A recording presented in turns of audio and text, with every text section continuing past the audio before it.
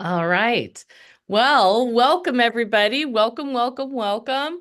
We are super excited to have our Black Friday panel here today, and we're really excited to talk to all these amazing retail experts and course creators, and hopefully get some really, really amazing tips and ideas for you guys as you head into Black Friday and beyond into your holiday season.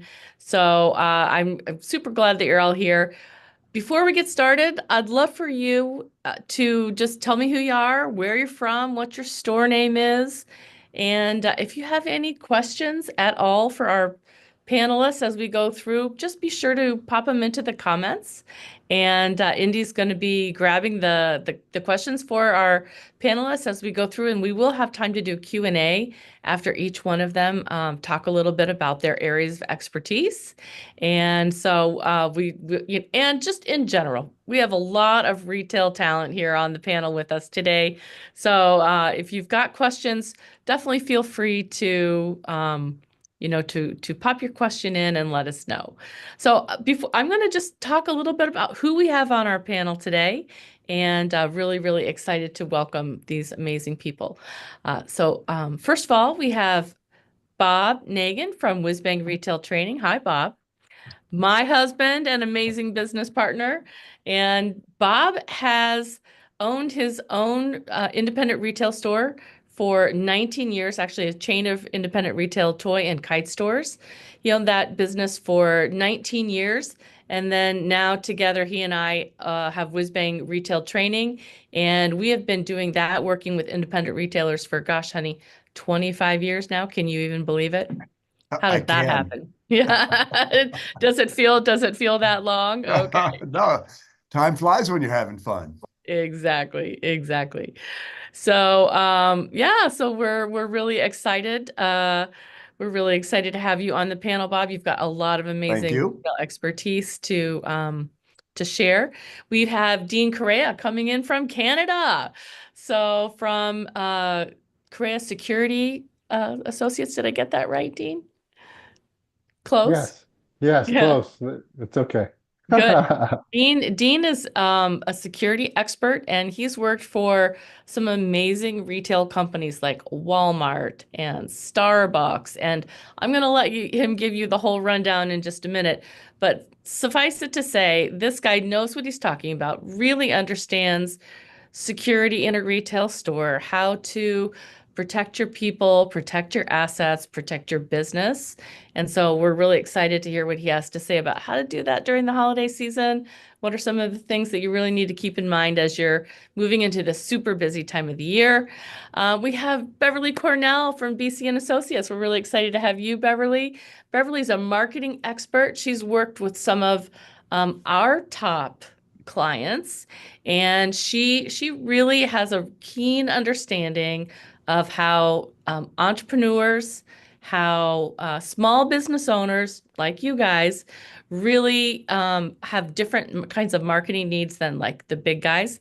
So she's very keyed into that. She's going to be talking about some fun ideas for Christmas and the holiday season coming up. And then we have Dan Holman from CRS. He is a super expert in inventory management and point of sale systems in all things retail. So we're excited, really excited to have Dan from CRS here today with us as well. So guys, we're just really, really excited. And here's what we're going to do on our panel today. We're going to let each one of these fine folks have a little bit of chance to give you some ideas, some tips and tricks, and share their expertise around holiday. And like we said, from Black Friday and beyond. And then if you've got questions, please go ahead and you can put your questions in chat if you've joined us on Zoom, or put them in the comments if you are watching us live on Facebook right now. Either way, we'd love to have you put your comments, put your questions, give them a thumbs up, and give them some support when they're being awesome, as I know they will be. So, Indy, do we have anybody who's shared who they are and where they're coming from today?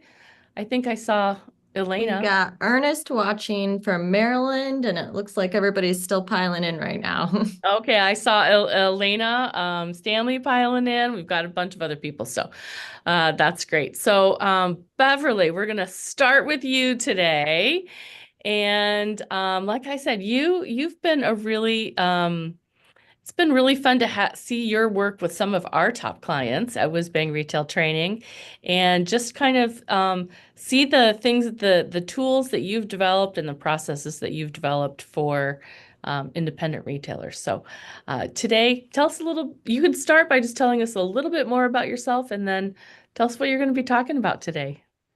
I will. Thank you so much, Susan, for that wonderful introduction. I love working with some of your top community members and masterminders. It's super fun. I was thinking about this when you talked about 25 years of retail and some of that. Like, I've been in retail since I was like started to work. Generally, I started at Me 13. too. I worked for a dance studio, so I was like the receptionist there. So many years ago, I won't say how many that's been now, but lots of years. And my family owns ice cream stores, and I just always have been around small business, and it's really important. It's the lifeblood of our communities. A lot of the things you and Bob talk about. And I know we're going to learn a lot from the panelists' discussion today. There's a lot to explore. But today, I really want to talk about creative ways to connect with your customers and maximizing the season's potential. And hopefully you'll walk away with some actionable ideas from each of us. That's what we're looking for. Yeah, to make this holiday season really memorable and also strong for your business. As Susan said, my name is Beverly Cornell, and I specialize in helping purpose-driven entrepreneurs awaken the hidden magic in their brands so that they can make a lasting impact in their communities and, dare I say, the world. I You work with dare, because it's what we try to do too, right? I love I it. work with heart-centered businesses, those who want to bring more kindness and joy and wellness in the world. So this holiday season can be a really powerful time to create memorable experiences and deeper connections with your customers.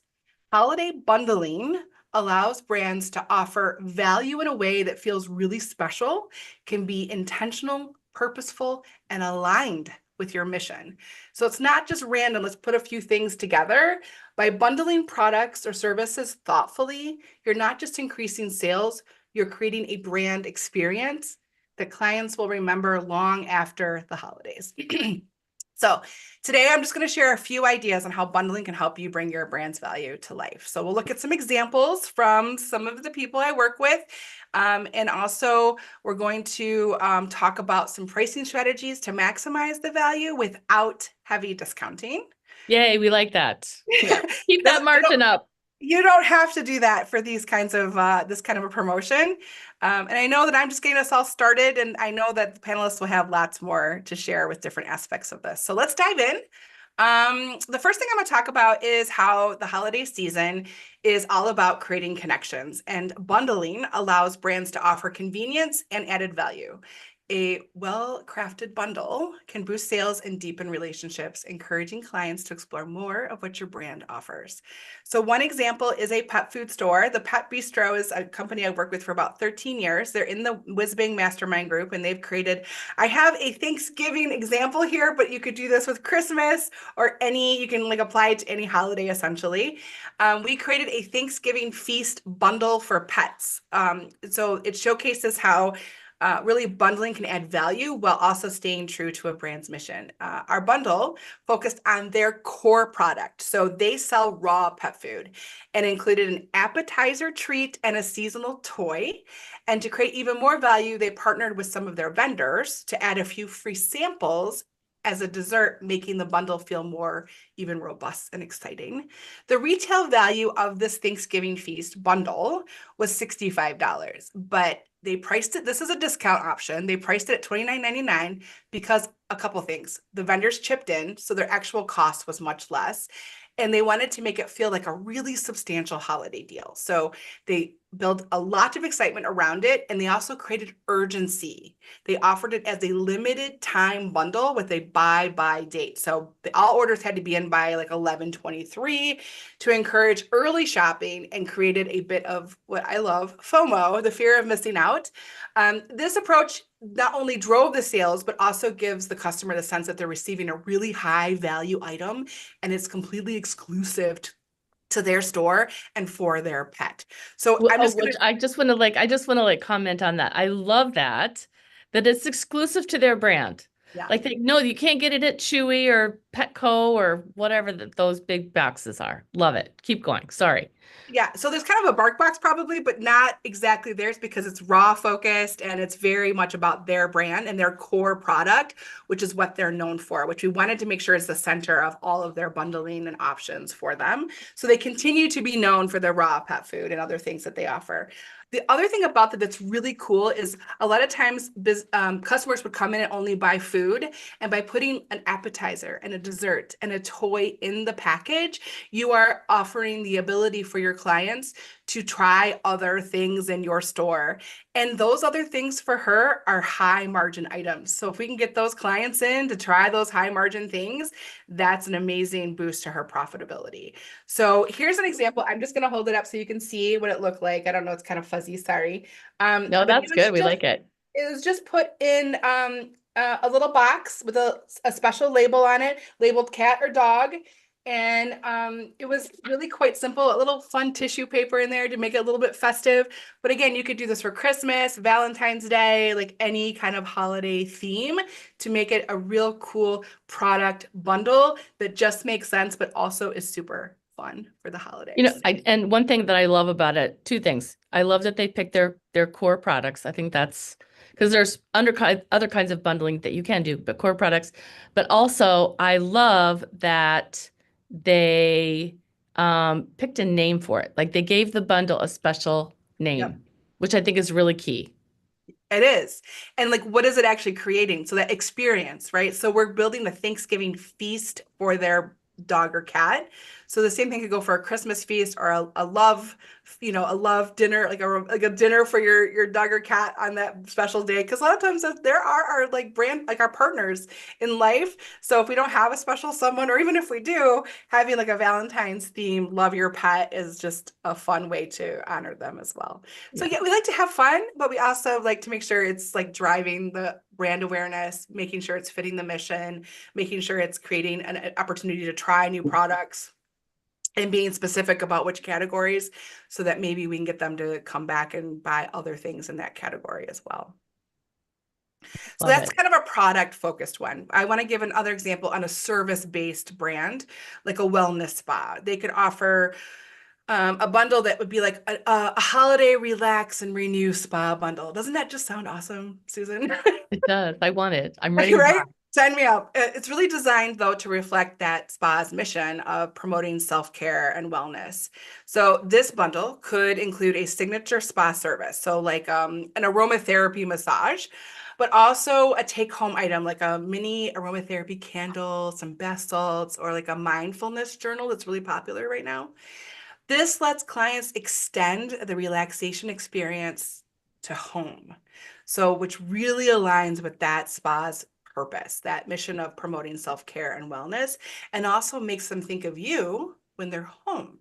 So it's again an experience that is far more than just the moment of purchasing. And really an opportunity here would be to increase the brand reach, would be that the spa could collaborate with maybe a local candle store in your district, and including their candle in your bundle and cross-promoting with each other. So they would be promoting the spa service in their particular bundle.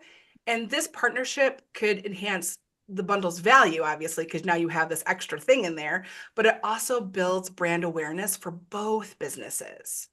So it's an opportunity to collaborate and increase your reach and your brand awareness really intentionally, so that you can get more exposure and more clients, customers, hopefully. Yeah, love it.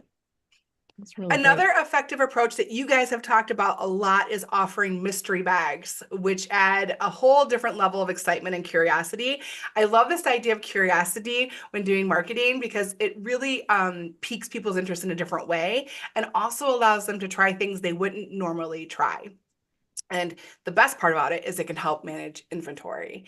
So I know we're going to talk about inventory more a little bit later, but the thing that, like, the example I use for the pet food store, we would do mystery bags at different levels, and we would introduce customers to new products and items that vendors also participated in, as well as maybe move some of those things that aren't moving as quickly as we wanted to, and get people to try those things. So it sparks interest. It gets customers to try products they wouldn't have normally chosen otherwise. There's a dog version and a cat version, and I do have a little picture of that one too that I wanted to share. And you could see, like, there's different levels, so they can buy the different level.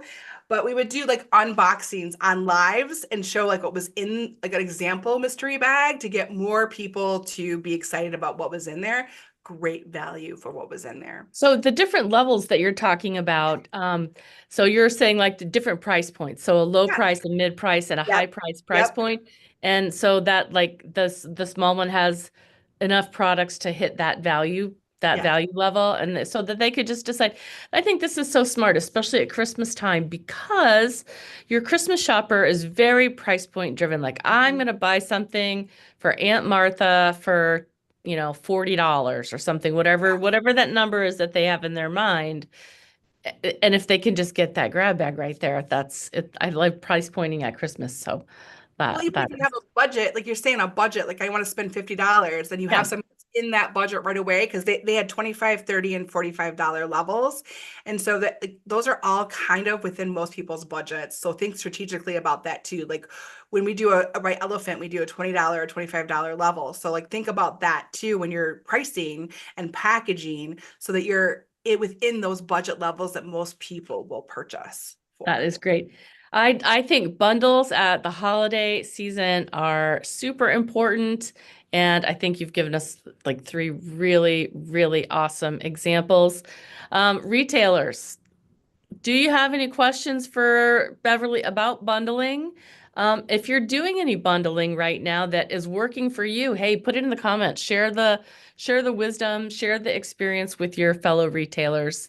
And India, you can just, butt in if anybody has questions there in the comments for us. So, but I just wanted to give you a chance before we get on to any questions, and also if our panelists have any questions too. But like, tell us a little bit about your courses that you have on Brilliance, because you have 2 courses on Brilliance, and I have personally watched them and they are fantastic. So you want to tell us a little bit about what you have?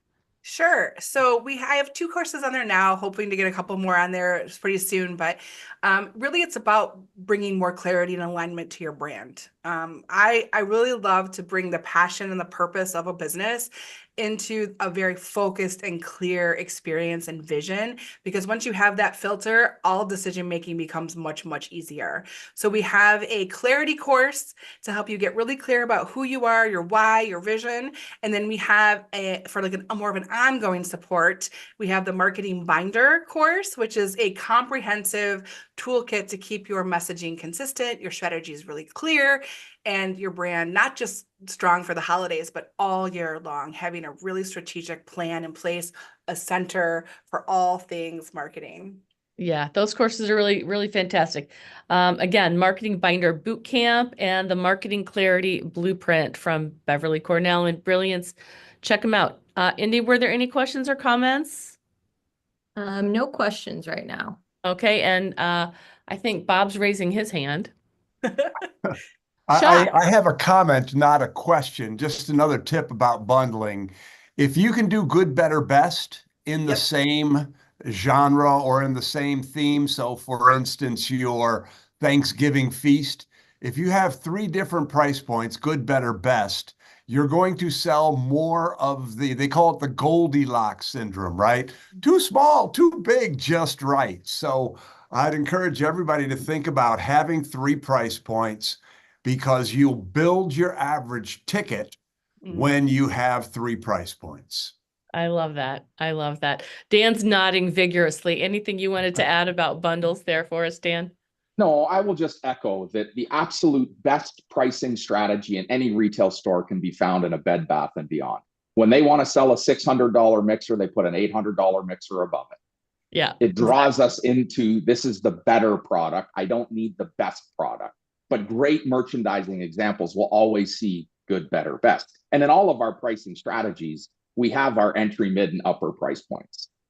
And they feed a different audience in each of our stores, in different segments within our store. Love it. Nothing more powerful than bundles, Beverly. Love bundling. It's fantastic. So, and if I may share one other thing, another thing that bundling always does, another benefit, is it increases the average ticket.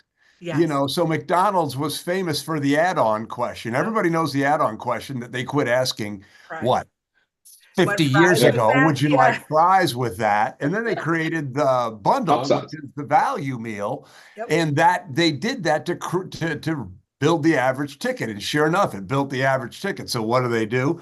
Then they add on to the bundle by allowing you to supersize it. So good, better, best on the bundle. Yeah. That's exactly right. So Yeah, I loved good. what you had to say, Beverly. It was great. Fantastic. Fantastic. All right, Beverly, any other final things you want to say about bundling or? Only other thing I'd probably add in this is to maybe think of like a give one gift, like give one gift one, like an idea of like taking one for yourself and giving one. So like if you can do like a buy one give one kind of idea as far as your bundling is to maybe have like if there's two, again, to raise that pricing, to raise your average sale. If they can get sold two of them more than one, you're doing better. So maybe a little bit of a savings discount to buy two, to like that's another way of like bundling the product, but also increasing that average sale for yourself. And I like everybody, like if I'm at a spa and I can buy one for myself and gift one and I get a little bit of a deal in the process, I'm all in. So yes. Well, Beverly, that was the perfect segue. Thank you very much.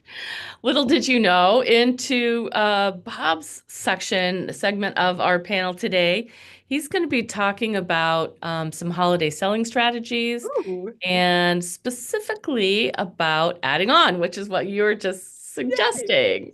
So that's great. So Bob, you want to start first a little bit about yourself? And sure. So I'm Bob Megan, and in 1981, I was 23 years old. I had a new hobby. That hobby was kite flying, and I didn't want to get a real job, so I thought I'd open a kite store, because how hard can it be to run a retail store? So for 19 years, my brother Steve and I ran that business, turned it into a multi-million-dollar multi-store chain. And then in 99, Steve came and said, hey, you want to sell your share of the company?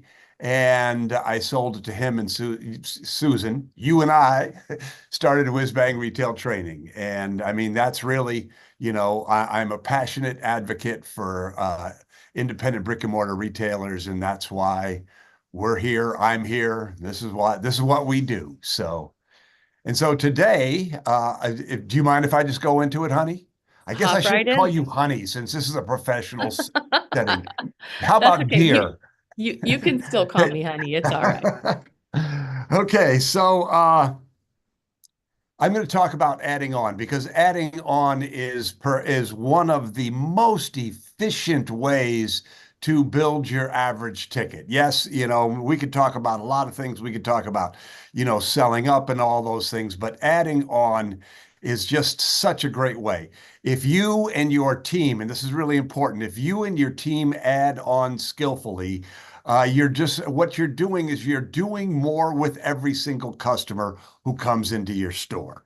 And there's three opportunities where you can add on. And this is particularly important and particularly powerful during the holidays.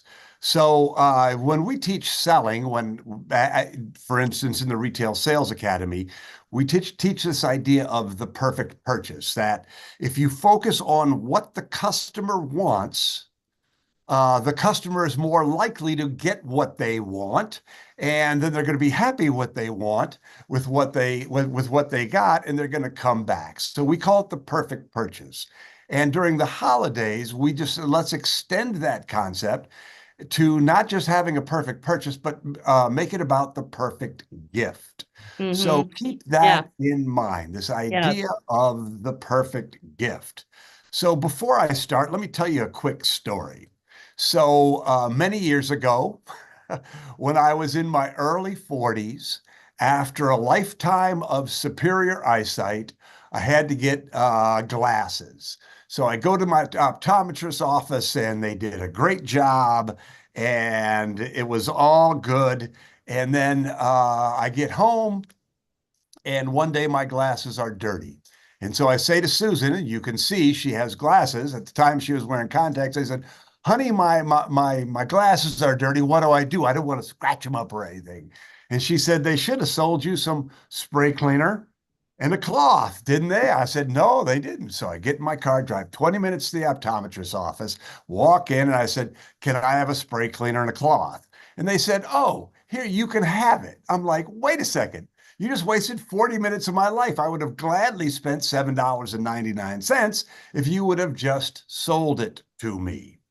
And then a couple weeks later, I said, honey, my glasses are a little wiggly. What do I do? Does anybody see a pattern here? And she said, well, I do. They should have, hello, I'm a professional speaker. They should have sold you one of those little screwdrivers, didn't they? I said, no, they didn't. So I drive to the optometrist's office. It's 3 o'clock on a Saturday afternoon. They're closed. My head explodes. I drive across town to the superstore and buy the little screwdriver. What's the moral of the story here? The moral of the story is if you're not selling everyone everything they need to have a successful experience, you're not giving them the service they deserve, nor are you getting the money that you should. It's not a perfect purchase. It's not a perfect gift. So understand that when you add on correctly, you are doing your customers a favor. So now let's get to the 3 different places. The first opportunity to add on is during the sale. So somebody comes into your store and they're looking for a gift for their mother. Let's say you're a woman's clothing store and you say, we have some beautiful sweaters, and they like the idea of the sweater. And, you start talking about the sweater. Well, guess what?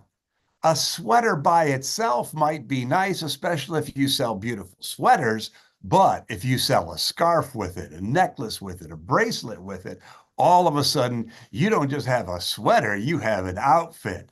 And so that gift went from good to great. So the first opportunity to add on is when you're selling the person the thing that, the main item, for lack of a better term. So that's the first place, and that's great. So, I'm in your clothing store, Beverly, and you sell me the sweater, the bracelet, the necklace, the scarf. I'm feeling really good about what I'm getting. And then you're walking me to the counter. Now, this is the second place to add on. We call it the transitional add-on, because that space in between that original main item and the counter is filled with opportunities to add on. So all of a sudden we're walking to the counter and Beverly says, hey, have you seen this thing? Or have you heard about this item? And I go, no, I haven't. And so she then gets an opportunity to show me something else, to add on something else. This is a great opportunity. I can't tell you how much stuff I have sold between selling the thing and the counter. So there's all of that space. You've already established a relationship. You've already established trust. You've already become friendly. Now, that transitional space is a wonderful opportunity to add on.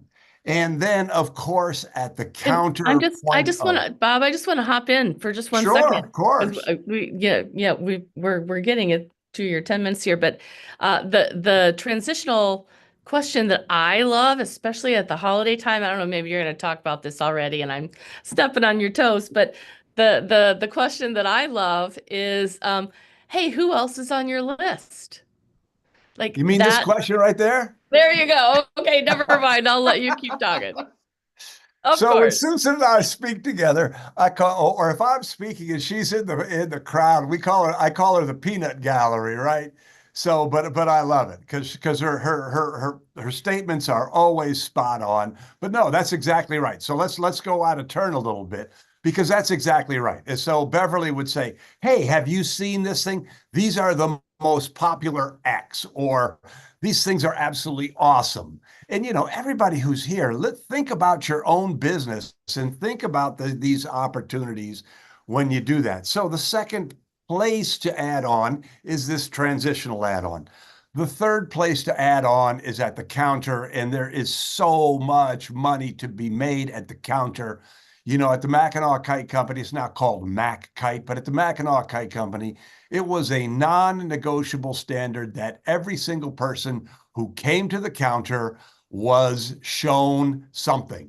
And so we had these silly little toys called whistling balloon helicopters. $1.99, perfect stocking stuffer. I'd get somebody to the counter. I'd blow up the whistling balloon helicopter. You know, it had a balloon and 3 little rotors. I'd let go. It'd go, fly in the air. And people would say, I'll take 3. I'll take 5. And they were in line. You could see people counting. Oh, I'm going to. By the time they actually got to the register, they were ready to buy 5 or 10. So understand that if you demonstrate something great to every single customer, every single time, a certain percentage of people are going to buy that item. And this is gravy money. You've already done all the work. This is like so efficient. This is such a great use of your selling energy. So those are the 3 different places. And each one of those 3 places, you know, with the main item, in transition, at the counter as an impulse item, or as a point of purchase item, all of them represent opportunities. So if you're watching this, please put in chat, what are your favorite items? Because, you know, it could be candy, it could be lotions, it could be notions. One of the nice things, or something to consider when you think about add-ons, is that it's stocking stuffers are a perfect add-on. And stocking stuffers don't have to be cheap, they just have to be small. So one of our clients, one of our Platinum Mastermind group members, has got 8 premium cigar stores. And once upon a time, a brand new $50 cigar lighter came on the market and everybody wanted them. And so what was Tommy doing? Tommy was just demonstrating this super cool $50 cigar lighter, and he was selling about 1 in 5, if I recall correctly. So 1 in 5 of $50, if my math is correct, that means he was adding $10 to the average ticket there. It's these little incremental things that start to really, really add up over the course of hundreds or thousands of transactions during the holiday. So having said that, let me check my time here. Having said that, 3 questions. 3 questions. And if you're taking notes, I hope you're writing this all down, because you knowing it doesn't do you, it'll do you some good, but this is really about getting this into the heads of your teammates. The first thing, the first question is, this is what you're going to, it's not really a question, it's more a statement. This is what you're going to need with that. So for instance, my glasses story, what the optometrist should have said is, you're going to need spray cleaner and a cloth and this silly little screwdriver for when your glasses get wiggly. You're going to need. When I was in the kite business, we used to sell snap swivels, fishing snap swivels, that made it easy for people to attach their kite line to their kites. And I would just say, you're going to need this snap swivel. It's only 25 cents. I think I bought them for 2 cents, but you know, you're going to need. So what you're doing and what your team is doing is thinking ahead for your customers. Remember, if you're not selling them everything they need to have a successful experience, you're not giving them the service they deserve. So when you see something that you must add on, say, you're going to need this. Don't ask them if they'd like it. Say, you're going to need this, and they'll take it 99 times out of 100. Susan already talked about the transitional add-on question, which is, have you seen or do you know about? And then thank you for letting me shortcut that, honey. And then the third thing, and this is my favorite. This is my favorite. If you're taking notes, write this down, underline it about 4 times, put some stars by it. This is the question. Who else is on your list, right? What are people doing during the holidays? They're crossing off people off their list. And so if you say, who else is on your list? They probably didn't even think of it. They came in your store because they were thinking of someone. And if you open their mind to the possibility that you have, that you can help them get more people done, you're going to, boom, explode your sales. This is a perfect add-on question. You know, at the Mackinac Kite Company, we used to crush it. So really, when you start to think about this, I learned this from Harry Friedman, who is another retail trainer. He's since retired, but he's got a great quote. Show, show, show until they say no. When people are buying at the holidays, keep selling.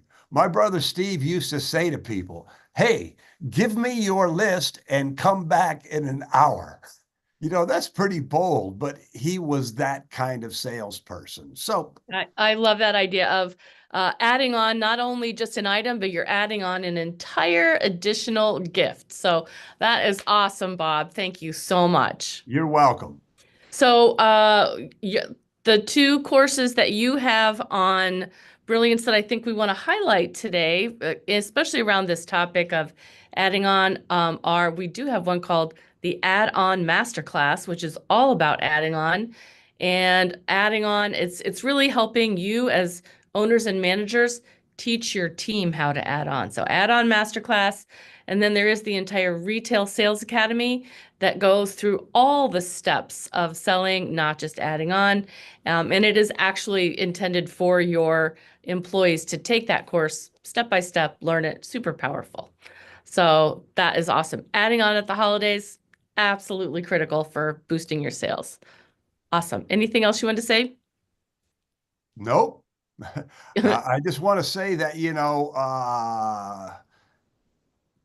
having a trained, skilled sales team on the floor, a customer-focused sales team, again, is the most efficient way for you to build your business. Well, there's pricing and sales training, but, and there's other ways, of course, to build your business, but getting the most out of every single customer in the best way, not in a mercenary way, but in the best way is the most efficient way for you to build your business. And, building that service culture that sells is really, I love it. a tremendous way to build your business. Good. Beverly. I just want to say that I think you're also building trust because you're learning who they are. So that idea of really connecting with the customer, I know some people think it's like salesy, but no, you're actually helping them. So this idea of truly like building that connection and trust and giving them what they actually need to help make the holidays less stressful. Yeah, the perfect purchase. And the second step of the 6 steps to the perfect purchase is questioning and listening. And really, the best salespeople ask the most questions, listen the most actively, and that gets you to the place where you understand what the customer really wants, and then you get to give them that thing. So that's a great point, Beverly. Thank you. I love it. Great. Cool. All right. Okay. So we've got bundling. We've got adding on. We're making some money now. What do you think, Dan? We making some money now? I'm going to start making a lot more money. I'm going to start making a lot more money. I'm going to share 2 tips for an owner or manager today that can help you get past this add-on challenge, because it's a challenge in your store. Do this at one of your sales meetings tomorrow. Say to everybody on your team, I want you to go and grab X, a sweater, a shirt, a blanket, a toss pillow, and then say to them, now go and find the 4 complementary items for this piece. The 4 complementary items, not so much add-on. I love the add-on, and especially at this time of year. But really what we're looking for are the things that would have complemented Bob's glasses. And to get them in the habit of thinking about total solutions. It's about them getting comfortable finding the items that are complementary. Here's one more tip to increase your average sale. If you want to increase your average sale by $10, ask everybody on your floor to go out and find their favorite $10 item. Come back to the group and tell me why it's your favorite, and then tell me how many you sold yesterday. You're going to find out that their favorite items in the store aren't the things they're selling. One last one. This is the time of year to sell boot spray, to sell leather protector. And this is the question to ask. Would you like me to spray them here, or would you like to do it at home? Never ask them if they want to buy it. Do you want me to spray it here or spray them at home? Oh, I'd like I love to do it. The choice closing question. That's exactly. I love it. I love it. I just want to share. Aubrey, just one of my team that's listening to the Facebook Live with us today. She just brought me this. This is what comes with your add-on masterclass. This is exactly what we have them do every single day. You put this right on a wipe off poster on the back of your door, and you like pick the item of the day, and you have everybody put their favorite add-ons, and then also point of purchase add-ons. So like every single day they're constantly doing this. So we love that, Dan. That is exactly perfect. Those are great ideas. Yes, Yeah, thank you. fantastic. Good. All right. I'm excited to move into our next segment with Dean Correa, because he's got an entirely different look at the Christmas season for us. He's going to help us make sure that all of our favorite bundles and goodies and add-ons don't walk out the door and disappear. Dean, I'm super excited to have you. Tell us a little bit more about yourself. I know you've worked with some of these big retail giants and have had some incredible experience. So tell us Thank you. more Thanks. about that. I'm new to Retail Brilliance, and I really love the program, and I'm very excited to present. So my name is Dean Correa. I'm in Toronto. My background is 30 years of being a security practitioner. 20 of those was with the Gap, 4 years in operations, and then 13 with Starbucks, where I had the privilege of building and leading the security teams in Canada and Latin America, and 3 with Walmart as their director of corporate security. And then I've been on my own. I act as an outsourced people and asset protection department for small to medium-sized retailers that don't have them. So my big, hairy, audacious goal all throughout my life and my career is to bring people home safely. I've been involved in 3 workplace murders and 1 workplace death. So that's my big, hairy, audacious goal. Those have shaped me both personally and professionally. So that's why I do what I do. And I'm going to highlight some tips from my retail course that's on Brilliance. It's People and Asset Protection. And you can look for more details online. But I'm going to highlight some tips from that course and would love any comments or questions. So I'm going to be talking about 2 main items: people protection, because they are our most important asset, and we can replace everything in our stores, but our people, obviously. And the second will be asset or merchandise protection. So I have a question for everyone to start. My family and I absolutely love the Christmas season. Do you know who else loves the Christmas season? I have an idea. Criminals. I think I have an idea. When was the last time you watched the 6 o'clock news and didn't see something in your area or in another part of the state or country involving crime? It has escalated, to put it mildly. So they picked the time, they picked the method, they picked the date. It's a business. Don't fool yourself. It's organized. And I'm going to give you some tips and tricks on how to make yourself a hardened target, as we say in the business, plus hopefully some things that will benefit you personally and your family throughout the holiday season. So when it comes to people protection, most robberies occur the first half an hour of the day and the last half an hour of the day. So at Starbucks, we interviewed over 200 robbers and asked them this specific question back in the day: why did you target us? Number of reasons. But typically, they happen in the first half an hour of the day and last half an hour of the day because there's less people, including staff in the stores. And I'm a business person. I'm a robber. Why would I rob you at 3 o'clock in the afternoon? I'm going to rob you tonight so I can get all of today's money, or I'm going to rob you tomorrow morning so I can get all of today's money. It's math. That's how it works. So you need to really be extra attentive the first half an hour, last half an hour of the day. Do not open your store until the posted business hours and make sure all the cash is away, and then lock it at night. Somebody comes to you at the door after close, talk through the door to them. Don't open the door. There may be some less than respectable reasons they want to come into your store after hours. The number one robbery and shoplifting deterrent has been, always will be, legendary customer service. When Sam Walton started Walmart, he implemented the Walmart greeter for one specific purpose. That's to reduce robberies and shoplifting, because Sam knew he wanted people to come in the store unnoticed and leave unnoticed. So he set up the Walmart greeter. It's evolved in many retailers, including Walmart, into many other functions and forms, but that's what you need to do. You need to acknowledge, greet, and deliver legendary customer service. Let them, for a whole bunch of reasons, know that they've been seen and that you're aware that they're in the store. And number three, if there is something that it causes you and your team concern on the sales floor, develop a code word. At Gap or Starbucks, we implemented a code phrase really off the charts. Hey Bob, has that ice order come in yet? Well, we didn't get ice in our Gap stores, obviously, so it's something odd. It's something that's going to stand out. So if I'm interacting with this customer and Dan or Beverly hear me say, hey Dan, has that ice order come in yet today? They know immediately to keep an eye on this situation, make sure I'm okay. And if they personally judge that the situation is escalating, they're calling mall security, they're calling 911 before it escalates.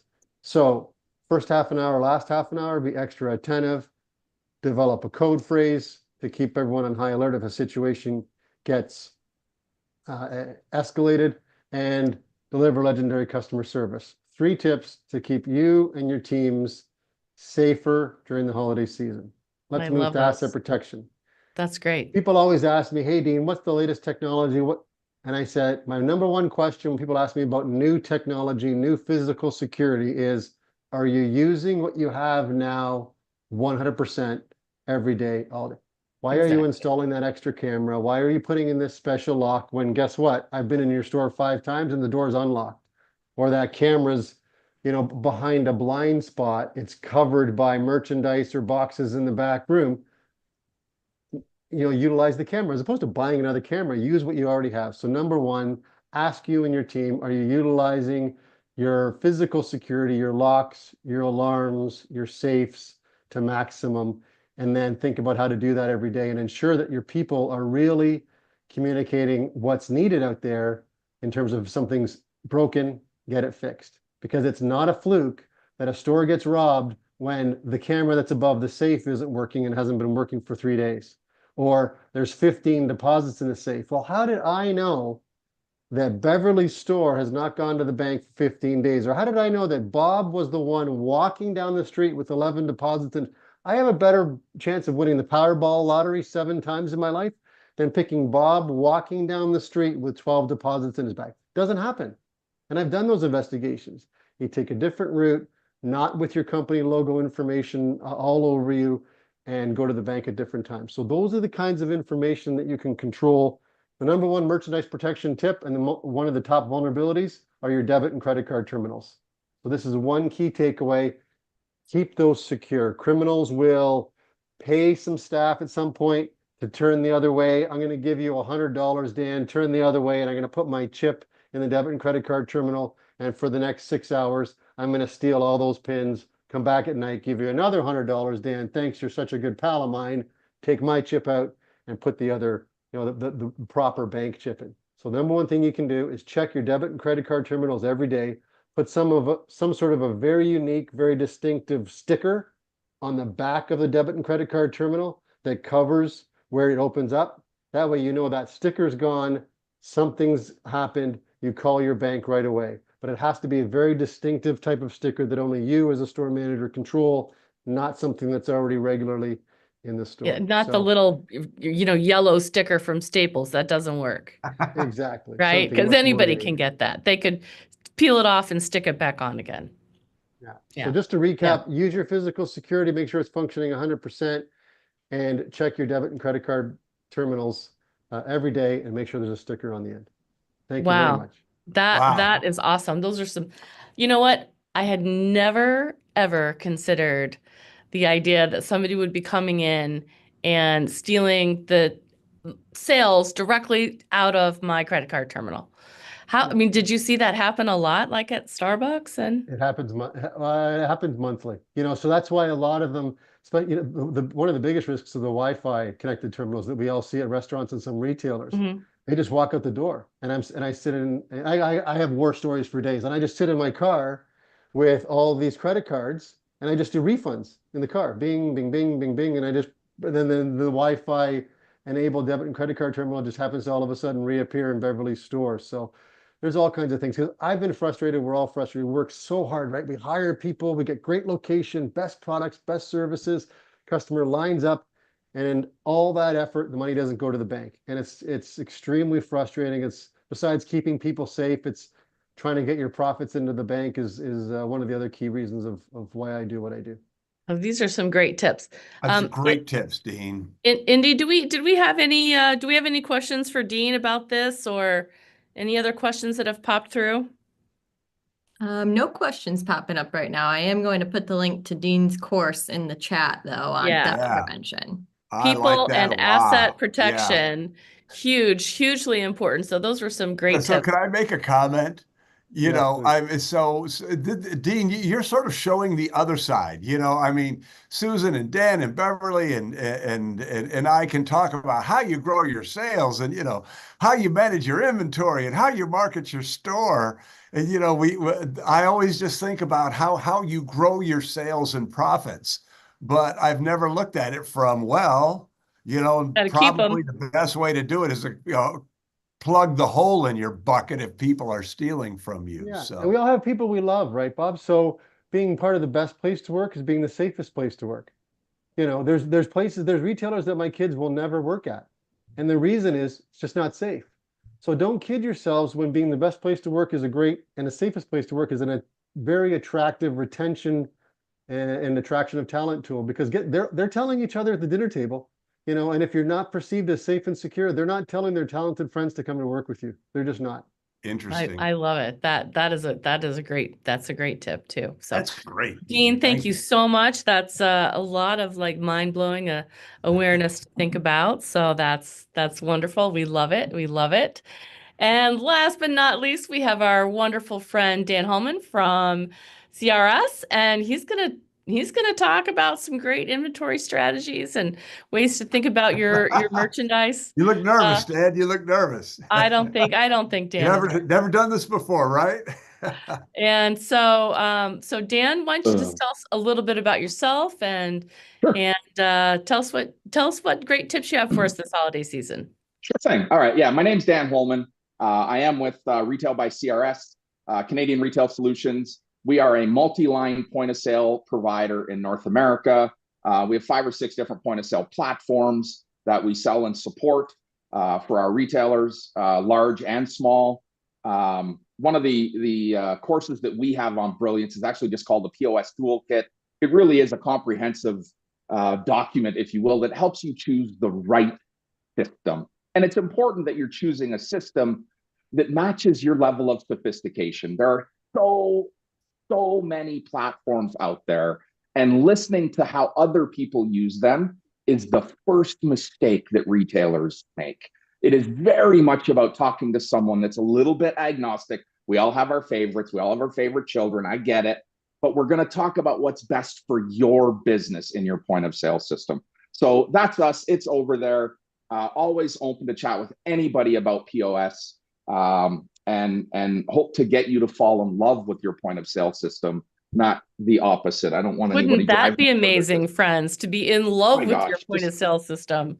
And I don't think that's the experience that the majority. I'm going to say, Susan, 70% of the audience out there does not love their point of sale system. Yeah. And it's mostly because they don't know how to use their point of sale system, or they don't know the true purpose of a point of sale system. A point of sale system has 2 purposes and 2 purposes only: manage your customer and manage your inventory. That's it. And if you use that system to manage inventory and customer, you have the ability to connect those 2 things, inventory and your customer, which at the holiday is a critical time to do this. Now, I've made a bunch of notes. You guys are so good. Beverly, my gosh, so much good stuff. And Dean's got me scared to death now that my store's not safe enough. I got to go back to my store and make sure it's safe. But when it comes to your point of sale and your customer specifically at holiday, if you want to build bundles, start by looking at the inventory that you have available to create bundles. This is the time of year that the customer expects more value, not greater discounting. It demonstrates itself like discounting at holiday, but this is where they're looking for more value. And value can be created within a bundle. And that information comes right out of the nucleus, the brain of your business, the point of sale system. You know where you have gluts in inventory. You know how old the inventory is. And if you really want to drive sale, focus on the oldest inventory that you have. Now's the time to get it gone. If you want to focus on the popular items, look at your inventory and see what's turning the fastest. Make sure you have enough of that product. If you want to feed the early adopter audience in your store, that's the woman that walks in and buys the latest and greatest and never applies a discount. That's a segment of your audience. And to the degree that we know our customer, we can connect them to our inventory, what we already own. Bob, you've said this a million times. There's two ways to grow sales. Get more customers in your store, get the customers you have to come more often or spend more money, right? I always focus the effort on feed the customers that I already own. They're hungry. They come to my table for dinner. It's my job to feed them. If I want to go and find new customers, I can spend thousands and thousands of dollars to do that. If I want to feed the customers that I have, I will spend hundreds of dollars. There's a big difference. And this is not a flight in marketing. This actually just supports marketing, right? I don't need to go and get a bunch of new customers today. I need to serve the customers that I own. Start by asking yourself, how often does she shop with me? When was the last time she shopped with me? Look at your business, at your customer base in your point of sale system and say, who shopped with me September 23 through December 23 and has not yet been in? Who has not bought? This is so, I love this, Dan. This is so important because your customer at Christmas time might be different than your customer the rest of the year. That's that gift giver. So I love that you're saying who's shopped specifically in this time period. Right. I mean, if we know who our holiday shopper is and she's not here yet, I now have a purpose. I have a purpose. I have a reason to reach out to her. It's not, hey, come see what's new in Dan's store. It's, oh my gosh, I haven't seen you in forever. I know you trusted me last holiday. Please trust me again. Come and see us. And reaching out to that customer is a significant opportunity. Now, the same opportunity exists when we think about the size of my customer, the coloring that my customer buys from me. You know, we know things about our customer. Our point of sale system, our inventory management, customer management system knows things about our customer that is not top of mind for us today. We've got 8 million things going on. My brain is exploding from all of the things I have to do. Lean on that intelligence that you have to understand what action to take to now get traction. The successful retailer this holiday will accomplish connecting their existing inventory to their existing customer. I promise you, this happens year over year over year over year. And next year, those customers that we connected to this year will be part of our fold next year. And not next year as in next holiday, I mean January. And I'm going to say this, this has just been so in the forefront for me. Everyone says always be closing, always be selling, always. I believe in always be serving. Now, Dean, no one has said it better. Legendary customer service. If your focus is to serve her, sales will follow. They always do. The other thing that's important to remember. Yeah, Bob, go ahead. So one of the mantras that we share in the Retail Sales Academy, and it goes back to this idea of asking lots of questions to get them to the perfect purchase, is the more you know, the better you serve. The better you serve, the more you'll sell. So, it's just about, asking good questions, getting them into the right merchandise, that sense of service. We call it great selling is great customer service. So I just needed to chime in because I couldn't agree with you more. You're spot on. Exactly. And when it comes to this, I'm buying for someone else. The question that you must ask, tell me about them. Oh, I've got to buy something tell me about them. And this is why. Because as they start to describe their nephew, you are instantly connecting them to your customer. Remember, 6 out of 10 customers that walk through your door fit in the same 3-sided box. Same geo, same demo, same psychographic. 6 out of 10. The majority of the people that walk in your store fit in that same box. So you know someone that is a representation of her nephew.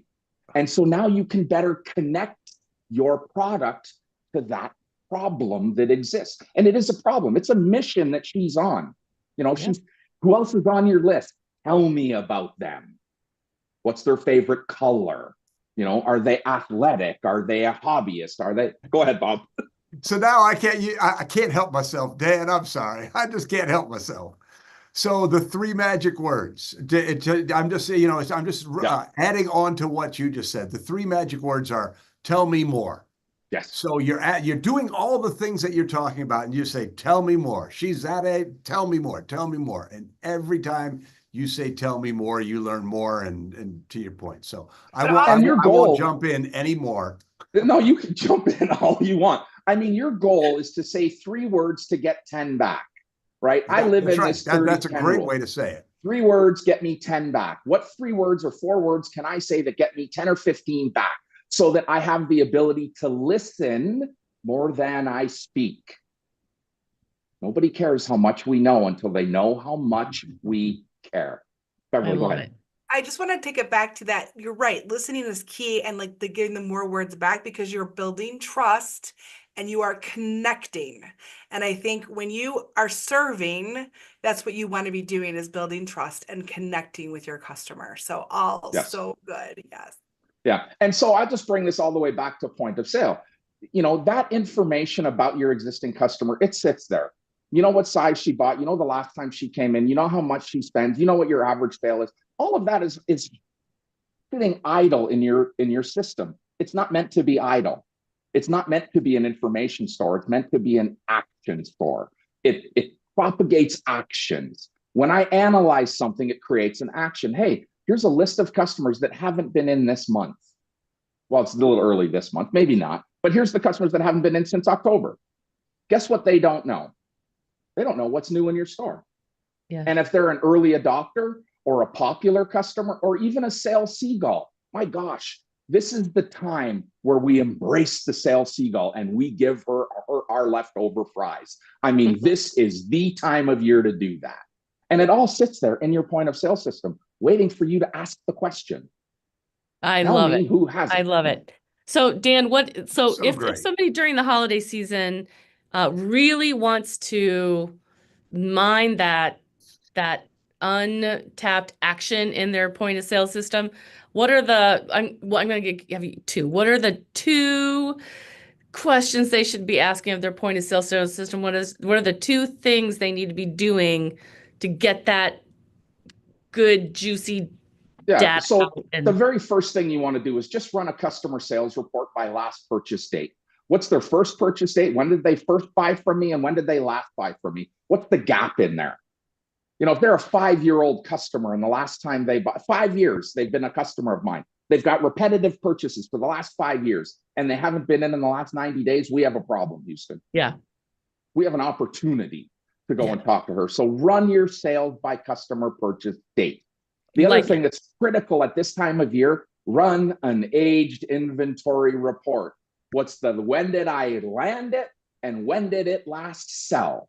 The older the merchandise today, the more opportunity there is for you to add value into her purchase, because that inventory that's now 120 or 180 days old is not worth what you paid for it. Nope. Let's turn it to cash, because we're going to need it in February. And we don't need that inventory in February. And we certainly don't need last year's February. So run an aged inventory report so that you know what to get out of. The other thing that I think people miss at this time of year is their replenishment inventory. If you live in a commodity driven store, home and gift, you're selling candles and soaps, and those are consumable goods. Knowing the last time someone bought a candle tells me the next time they need to buy a candle. Like, there is so much good information. And yes, this can be labeled as clienteling, but it's really just data mining. It's just mining the intelligence that sits in your store today. And if you want to move the needle, just start connecting inventory to the customers you have. That's it. It's just that simple. If you've got I love it. great. I love it. Really size 12 customers. That's simple. Super fantastic. And guys, if you are not in love with your point of sale system, definitely check out Dan's course. It is the POS toolkit, and it's like super if you simple. Don't love your checklist. Point of sale system, call me. Yeah. Yeah. And I'll tell you whether you should love it or shouldn't love it. Okay. There are some that are just POSs. Fantastic. There are some that are pieces of it. I mean, that's the way it is. It's because it's the wrong solution for you. We need to know what solution is right for you. And you should. And I just want to put a plug in too. You know, we've known Dan for a long time, and you know, when it comes to, you know, point of sale systems and platforms, you know, this happens all the time on our Whiz-Bang Retailers Facebook group. People say, "Oh, what do you think about? What do you think about this? You know, this POS, that POS." I always chime in. Yes, the Whiz-Bang Retailers is a great place to gather information, but don't you dare make a purchase until you talk to Dan and, you know, his colleagues, because you need to talk to a pro. The decision is too important to, you know, do it on hearsay. So Shopify's job is to sell you Shopify. Lightspeed's job is to sell you Lightspeed. And Retail Pro will sell you Retail Pro. That's not my job. My purpose is to make sure that you have the solution that fits your business, not sales quotas. I love it. I love it. That is fantastic. Thank you guys all so much. You have given our audience just so many great ideas. I think everybody's going to check their credit card machines and add a sticker on the bottom. Like today, that one blew my mind, Dean. That was so great, Dean. I love it. I love it. I love it. And building out their bundles and creating their list of add-ons. So I hope everybody really, really goes into Black Friday and into their holiday season with some great tips from today. And if you've got any questions or comments, now's the time. Indy, do we have anything from the Facebook chat at all that questions we need to answer? I don't have any questions, but I have a question for all of you. Just curiosity. How soon is too soon to start your Black Friday sale? Ooh. Dan? Yesterday? Yeah. I mean, I think about it like this. If you look at the calendar today, Black Friday will not represent the 40 or 50% of November business that it has historically. And if you're waiting for Black Friday to do 50 or 60 or 70% of your November sales, you're going to miss your goal. You have to start early. And that does not mean you have to be 70% off. My gosh, please don't go 70% off, right? We don't need to be department stores. We need to feed our customers value. And we can create value today. And we should have a plan that is driving traffic in our store right now. And so Black Friday sales, I mean, look, Pink Friday is 2 weeks from now, 1 week from now. Then we roll into Black Friday. There is a lot of opportunity to just talk to your customer. Holiday shopping started last week. I don't know if you guys are watching what's going on in the stock market right now. Spending started happening last week. We are on this great upward trend in spending. So start right now. Please start now. Don't wait. Exactly. We always talk about a holiday preview sale as a great like pre-holiday. Like that's the beginning for a lot of people. That's the beginning of their Black Friday sale. So Beverly, what do you think about how early should we be starting our Black Friday sales or holiday sales? You walk into Lowe's and the different places and you see Christmas stuff up already, like it's already there. Like a lot of our clients will start like previewing, like you talk about, Susan, in October. Yep. Like advent calendars and things like that, they're already saying pre-order, get it hot, so that's already like in mid-October usually. Like that, like you start sneak peeking it, dropping it, like doing unboxings, like you start really getting people excited about it so that when it does hit, it's like it's there, so they're already like primed for the purchases for the holidays. I love it. Dean, you have anything you want to chime in on that question? Yeah, I have a different view than most. So my answer is November 12th. I don't think we should do it before Halloween. Some retailers Today. who shall remain nameless already got TV ads before Halloween, Yeah. and I absolutely think it needs to be after Veterans Day or Remembrance Day in Canada. I have a very strong opinion on that. I think we need to respect our veterans and not launch anything until November 12th. There you go. That's a great Yep. answer. Bob, how about you? So, so I would go with Dan and Beverly and Dean. I respect what you have to say, and I think that you can make Veterans Day a special occasion in the context of all this. But the thing that I want to chime in on is this idea of holiday share. And we talk about that a lot, like when we do Holiday U and things like that. And I don't know whether we created this, whether I created this concept, or whether it's been around. But anyway, it's this idea that if Dean is going to spend $100 in the holidays, but the question I need to ask myself is, how many of those dollars do I need, right? Or can I get? Can you get? Yeah. By starting early, and it doesn't, to Dan's point, it doesn't have to be store-wide discounts. It just needs to be a skillful activity that engages your customers and get them in the store. But the more of those holiday dollars that you can get from your customers, the better your holiday season's going to be. And it really starts, and again, it shouldn't be discount driven. It should be about skills. It should be about value. It should be about connections and relationships. But that's why we started this whole holiday preview sale back at the Mackinac Kite Company. We were doing Black Friday before there was Black Friday. We thought we were pretty smart back in the day. When in actuality, we just needed cash. So right. And Bob, I think that the secret is really about product presentation and price. Right. And before you get to the third P, before you get to price, you have to ask yourself, how and who am I presenting this offer to? You see, most of us get lost in presentation when we think about how it's displayed in the store versus who am I presenting this to? Don't send a store-wide 60 off sale to your top customers. That's not when they buy. They buy full price new merchandise. So it's about who we present to before I ever worry about getting the price. And Dean, I am 100% aligned with you. Today's November 12th. And if I'm a Canadian store and I've celebrated yesterday, I am moving hard into holiday today.